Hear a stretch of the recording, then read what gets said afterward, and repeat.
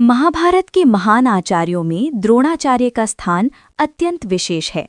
वे केवल अस्त्र शस्त्र के गुरु ही नहीं थे, बल्कि एक ऐसे व्यक्तित्व थे जिनका जन्म ही असाधारण परिस्थितियों में हुआ, जहां तपस्या, अपमान, प्रेम और भाग्य एक साथ जुड़ गए। महर्षि भारद्वाज की तपस्या बहुत प्राचीन काल की बात है। महान ऋषि भारद्वाज गंगा नदी के तट पर कठोर तपस्या में लीन रहते थे। उनका जीवन पूर्णतः संयम, ब्रह्मचर्य और ज्ञान के लिए समर्पित था। वे सांसारिक मोहमाया से दूर रहकर केवल ईश्वर और वेदों के चिंतन में डूबे रहते थे। एक दिन जब वे गंगा तट पर ध्यान कर रहे थे, तभी वहां अप्सरा घटोत्कचा कुछ ग्रंथों में घृताची स्नान करने आई।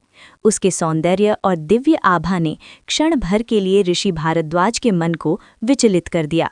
वर्षों की तपस्या के बाद भी मनुष्य अंततः मनुष्य ही होता है। वीर्य का द्रोण में गिरना। ऋषि भारद्वाज ने तुरंत स्वयं को संभाला, परंतु उस क्षण की दुर्बलता से उत्पन्न वीर्य को उन्होंने व्यर्थ नहीं जाने दिया।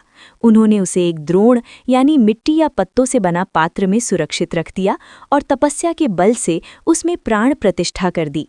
समय बीतने पर उसी द्रोण से एक तेजस्वी बालक का जन्म हुआ। क्योंकि उसका जन्म द्रोण से हुआ था, इसलिए उसका नाम पड़ा द्रोण। बालक द्रोण का तेज और भाग्य। द्रोण बचपन से ही विलक्षण बुद्धि, असाधारण स्मरण शक्ति और शास्त्र अस्त्र के प्रति गहरी रुचि वाला था। उसके नेत्रों में ज्ञान की ज्वाला और हृदय में